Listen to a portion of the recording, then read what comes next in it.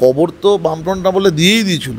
তৃণমূল মাটি দিয়ে চাপা দিয়ে সিমেন্ট করে সুন্দর করে স্ল্যাব ট্যাপ করে ওর মধ্যে ফুল দিয়ে সাজিয়ে একটা বাগান বানিয়ে দিয়েছে। শিল্প করতে বললে মুখ্যমন্ত্রী বলছে আলুর চপ ভাজতে। রচনা ব্যানার্জির মতো ধুয়ো দেখা যাচ্ছে, ওরকম শ্মশানের পাশেও ধুয়ো দেখা যায়। বোমের কারখানা আছে প্রচুর, বোমা বারুদের শিল্প বাংলায় ভর্তি। মমতা ব্যানার্জির এই অবস্থা, আধে উধার যাও, আধে উত্তরবঙ্গে ফাঁকা হয়ে গেছে, আধা দক্ষিণবঙ্গে ফাঁকা হয়ে যাচ্ছে। আর পিছনে কালীঘাটের ওই বাড়ি পড়ে সব বেটাকে ছেড়ে ধেরে বেটাকে ধরবে। ওই ধেরে খোকাকে ধরতে গেলে ওখানে নিরাপত্তা বাড়িয়ে দেওয়া হয়েছে। খুব ভয়াবহ দিন আসছে পশ্চিমবাংলায়। এই দিন থেকে ফেরত আসতে একমাত্র ভরসা কিন্তু মোদিজি। সেলিব্রিটি একটা বিজ্ঞাপন, ওই আগে টিভিতে অ্যাড দিত, এখন রাস্তায় ঘুরে ঘুরে অ্যাড দিচ্ছে। মুখ্যমন্ত্রী যখন স্টেজে বলছে সালা আমি কি করব, একাধিক আর বাকিগুলো বলা যাবে না, আমি আর বললাম না। তাহলে বি বি বি বি 1 এপ্রিলে এপ্রিল ফুল হয়, আর 365 দিন যদি মানুষকে এপ্রিল ফুল বানাতে হয় ওটা জোড়া ফুল হয়। নিজেই বিচারক, নিজেই মুখ্যমন্ত্রী, নিজেই আইন বানাবেন, নিজেই শিল্প করবেন, নিজেই চাকরি দেবেন, নিজেই চাকরি খেয়ে নেবেন। মাউন্ট এভারেস্টের থেকে বেশি যদি উঁচু হয় তাহলে আমাদের বাংলার দুর্নীতি। কারখানা বন্ধ হয়ে যাচ্ছে দেখছি। কারখানা তো বামফ্রন্ট আমলে যখন তৃণমূল কংগ্রেস ক্ষমতা যায় তখনই অর্ধেক বন্ধ হওয়া শুরু হয়ে গেছিলো। এবার কবর তো বামফ্রন্ট আমলে দিয়েই দিয়েছিল। তৃণমূল মাটি দিয়ে চাপা দিয়ে সিমেন্ট করে সুন্দর করে স্ল্যাব ট্যাপ করে ওর মধ্যে ফুল দিয়ে সাজিয়ে একটা বাগান বানিয়ে দিয়েছে। মানে কারখানা বলে মানে কোনো কারখানা তো দূরের কথা, শিল্পের নামে এখানে কিছু। এখানে শিল্প করতে বললে মুখ্যমন্ত্রী বলছে আলুর চপ ভাজতে। তো যখন যেখানে একটা বাংলার মানে একটা স্টেটের সুপ্রিমো, যিনি আমাদের মানে গাইড, যিনি আমাদের প্রতিনিধিত্ব করছেন সারা দেশে, বাংলা কৃষ্টি সংস্কৃতির যিনি ধারবাহক, সে যদি বলে যে চপ ভেজে রোজগার করো, সে যদি বলে যে পকোড়া বেচো, তো তাহলে আর কোথা থেকে মানে বাংলায় আলাদা করে শিল্প আসবে, কারখানা?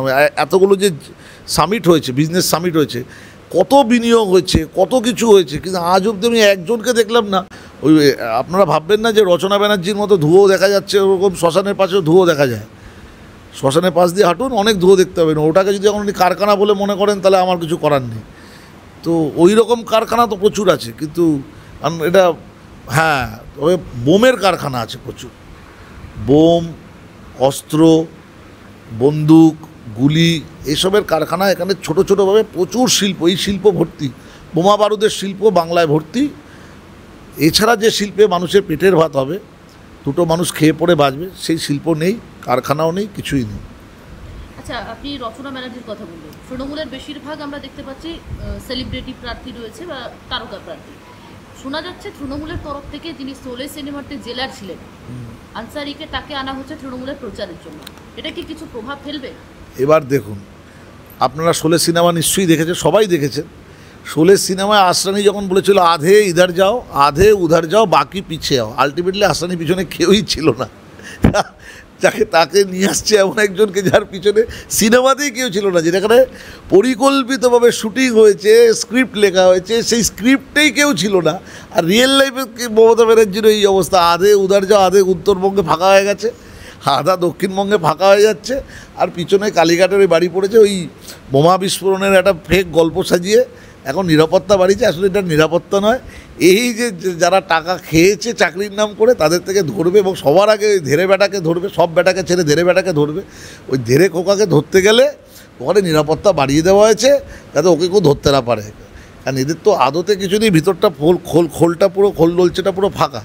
তো আলটিমেট ওখানে নিরাপত্তা বাড়ি যতক্ষণ বেঁচে থাকা যায়, পাবলিক ক্যালানির থেকে যতক্ষণ বেঁচে থাকা যায়, সেই জন্যে এই হচ্ছে ব্যাপার। আর আসরানি আসুক আর অমিতাভ বচ্চন আসুক, এখানে আর প্রচারে কিছু যায় না। মানুষ বুঝে গেছে যে ডবল ইঞ্জিন সরকার অত্যন্ত জরুরি বেঁচে থাকার জন্যে।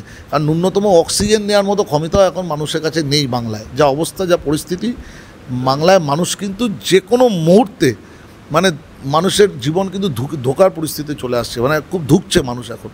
এই যতক্ষণ না ডবল ইঞ্জিন সরকার হবে, এই পরিস্থিতিকে বাঁচিয়ে তোলা কিন্তু, আমি কিন্তু সত্যি বলছি অ্যাজ আ বাঙালি, মানে খুব ভয়াবহ দিন আসছে পশ্চিমবাংলায়। এই দিন থেকে ফেরত আসতে একমাত্র ভরসা কিন্তু মোদিজি। কারণ প্রধানমন্ত্রী কিন্তু এই রাস্তা দেখিয়েছে, যা যা কথা বলছে তাই কিন্তু করে দেখাচ্ছে। শুধু এটা আমি এই দলের সমর্থক বলে বলছি না, in general as a human being উনি যা যা বলছে সেগুলো করে দেখাচ্ছে। এই জন্য আমি মনে করি যে এই আসরানি আনুক আর রচনা, সেলিব্রিটি প্রার্থীদের কোনো ব্যাপার নেই। এদের সেলিব্রিটি একটা বিজ্ঞাপন, ওই আগে টিভিতে অ্যাড দিত, এখন রাস্তায় ঘুরে ঘুরে অ্যাড দিচ্ছে। আচ্ছা, আজকে এদের বীরভূমে শতাব্দী রায় প্রচারে গিয়ে এক জনতাকে বলেছেন ইডিয়েট, কি বলবেন এ বিষয়ে? এটা তো ওদের, এটাই তো ওদের শিল্প, এটাই ওদের সংস্কৃতি। বাংলায় শিল্প। আর মুখ্যমন্ত্রী যখন স্টেজে বলছে সালা আমি কি করবো, এই কথাটা আমি বলছি ওনার কথা, আমি তো আর নিজে কোট করছি না, উনি নিজেই বলছে মাইন্ড করবেন না, রাগের মাথায় বেরিয়ে গেছে। তা যখন ওদের মহামান্য নেত্রীর যদি রাগের মাথায় গালাগালি একবার না একাধিকবার, বাকিগুলো বলা যাবে না, আমি আর বললাম না, তাহলে বিপ বিপ বিপ বিপ দিয়ে আপনাকে এই শো মানে টেলিকাস্ট করতে হবে। তা আমি একটা শব্দ উদাহরণ দিলাম, আমারই বলতে লজ্জা করছে।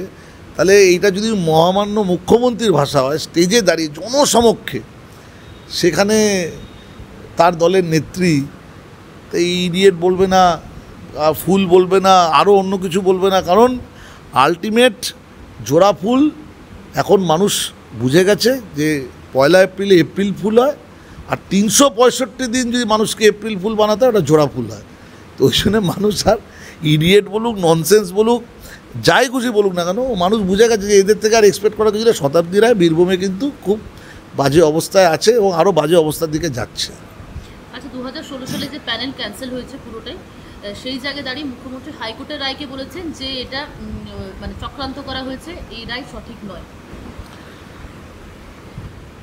কোন রায়?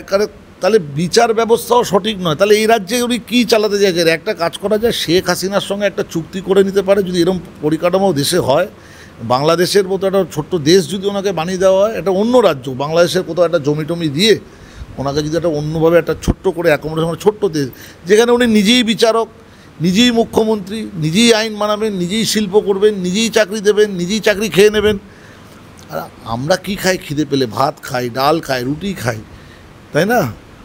ওনার জন্যে এত হাজার হাজার মানুষের চাকরি চলে গেল, ওনার জন্যে, ওনার ভুলের জন্য। ভুল নয়, আপনি চিন্তা করুন, এই যে এক্সট্রা যে ভ্যাকেন্সিগুলোকে করলো, যেটা পরবর্তীকালে ক্যাবিনেটে স্যাংশন করে, এটা কত বড় জঘন্য অপরাধ বলুন তো। তার মানে তো উনি স্বীকার করছেন যে এটা এই চাকরিগুলো দুর্নীতি হয়েছে। না হলে উনি কেন এক্সট্রা পোস্টের জন্য অ্যাড দেবেন? কী কারণে দেবেন? আপনি যদি না মানেন যে দুর্নীতি হয়নি, তাহলে আরও অধিক চাকরি নেওয়ার আপনি কেন রিকুয়েশন দেবেন? এটা এটা তো একটা, এ তো কেঁচো খবে খোঁড়া হলো, কেউটেটা বেরোচ্ছে। 12-14 প্রাইমারিগুলোও বেরোবে। আপনারা কী মনে করছেন 12-14 প্রাইমারি বেরোবে না? ওগুলো বেরোলে কেউটে সাপ বেরিয়ে আসবে। ওনার আর কিছু করার নেই। এখন উনি বিচারকদের, ওনার দলের নেতৃত্ব আমি দেখছি, প্রবীণ আইনজীবীরা, দলের সাংসদরা, রেসপন্সিবল যারা নেতা আছে, রেসপন্সিবল নেতারা আছে, তারা এখন বিচারকদের গালিগালাজ করছে। আর কি দেখা বাকি আছে বাংলায় বলতো? বিচারকদের গালিগালাজ হয়ে গেল। আর তো রাজ্যপালকে কি ড্রাকুলা, রাজ্যপালকে তো কত কিছু শুনতে হচ্ছে তার নিয়ে, ঠিক রক্তচোষা। হ্যাঁ, তো এখানে আর এই বাংলা থেকে, এই সরকারের থেকে আর কিছু এক্সপেক্ট নয়। এই দুর্নীতি পাহাড়ের থেকেও ছাড়িয়ে গেছে। এখন মাপুন না, মাউন্ট এভারেস্টের থেকে বেশি যদি উঁচু হয়, তাহলে আমাদের বাংলার দুর্নীতি, এর উপরে কেউ উঠতে পারবে না। এই এডমন্ড হিলারি উঠেছিল, আর মমতা ব্যানার্জি উঠল দুর্নীতির পাহাড়ে। ওনাকেই একটা ভারতবর্ষের সবথেকে বড় দুর্নীতির পাহাড়ে এবং সবথেকে উচ্চমানের পর্বতশৃঙ্গে যদি কেউ উঠতে পারে, দুর্নীতির পর্বতশৃঙ্গ, সেটা মমতা ব্যানার্জি, এবং ওনাকে তার জন্য অবিলম্বে একটা বিরাট বড় পুরস্কার দেওয়া উচিত। আচ্ছা, বাংলায় বিজেপি কেমন ফল করবে? দেখুন, একটা তো আমাদের প্রধানমন্ত্রী টার্গেট দিয়ে গেছে, মাননীয় অমিত শাহজি টার্গেট দিয়ে গেছে। আমি মনে করি অমিত শাহজি যেটা বলে গেছেন আর প্রধানমন্ত্রী যে টার্গেট দিয়ে গেছেন, তার আশেপাশে, ওই অরবিটে আশেপাশেই রেজাল্ট হবে। মানে 18 তো ছাড়িয়ে যাচ্ছে, অনেকটা এগিয়ে যাচ্ছে। আমি তো জ্যোতিষ নই, তবে যেটুকু আমার অভিজ্ঞতা, যেটুকু এতদিন ধরে আমি অভিজ্ঞতা সঞ্চয় করেছি রাজনীতি, আমার এত দীর্ঘ 25 বছরের রাজনীতির অভিজ্ঞতা দিয়ে আমি বুঝছি যে রেজাল্ট অনেক দূরে যাবে, এবং ওনারা যে টার্গেট দিয়ে গেছেন তার আশেপাশে গিয়েই থামবে।